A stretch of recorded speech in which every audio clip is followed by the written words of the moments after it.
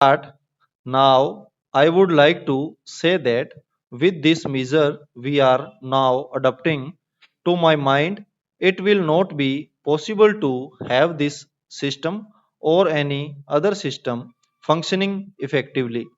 The number of clauses that we have included are so restrictive and rigid that it will not be possible for any system to function in this country. If at all it is able to function, it will be able to function with a lot of difficulties. It will be said afterwards that the industrial sector, particularly the private sector, has not been able to deliver the goods.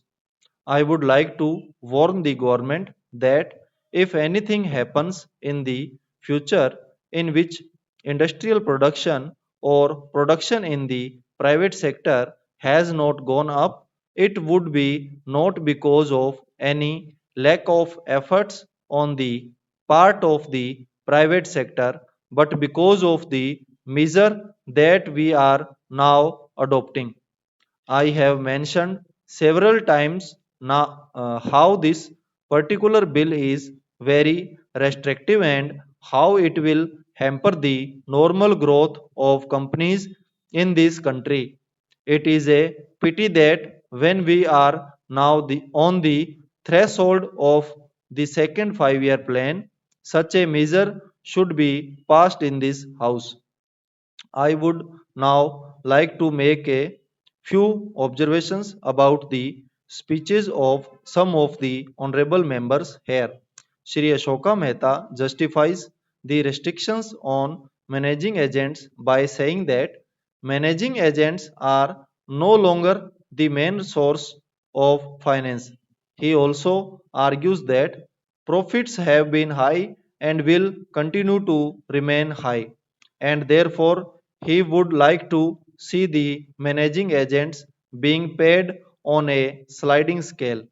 He is in the habit of referring to a number of books and making quotations from a number of them published in America or in other countries, and particularly by some of the professors. I would also like to mention to him that even when companies are floated, it requires a certain amount of confidence amongst the investing public, and it is because a particular firm is managing a particular company that this confidence is created in the investing public. Even there as the honorable finance minister has said, there is a sort of overall tight control. New banks and insurance companies are not floated nowadays. What you have are the few banks which are existing and the few insurance companies that are existing. The other point is that credit worthiness of the managing agency firm does count to a certain extent in getting credit from the banks and other financial institutions. Yesterday, it was mentioned by my honorable friend that the crux of the problem is the question of payment of remuneration to a particular managing agency system.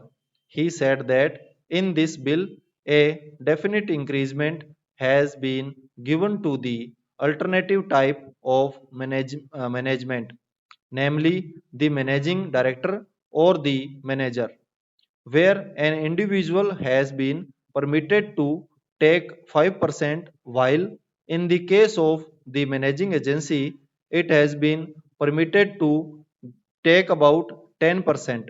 I would like to point out to him that it is not merely the question of remuneration which will decide the alternative type of management.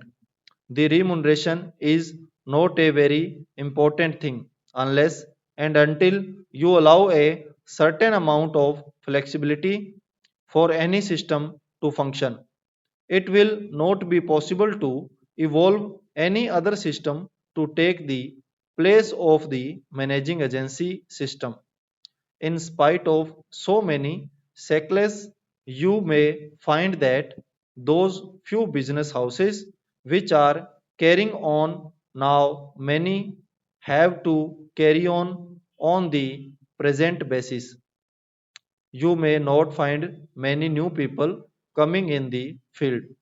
Several times it has been mentioned in this house why the business community has not prescribed for itself a code of conduct in this connection.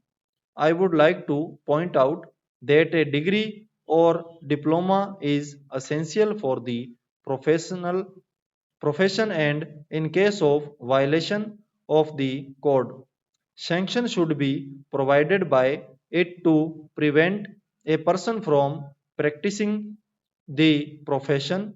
Today even Ashoka Mehta and Shri C.C. Shah can set up a grocery shop and become businessmen. Nobody lays down any condition for starting business, and nobody can prevent others from continuing it. But I would like to point out that with regard to the code of conduct, there is a certain amount of ethics and there are certain standards and traditions on which business house function. If a particular firm has not got proper ways of managing its business, you will find that that business house will find it difficult to function, and it would be difficult for it to command the confidence of the business community. It would not be possible for it to function as effectively as a firm which has proper ways of managing its business. That is sufficient as a code of conduct.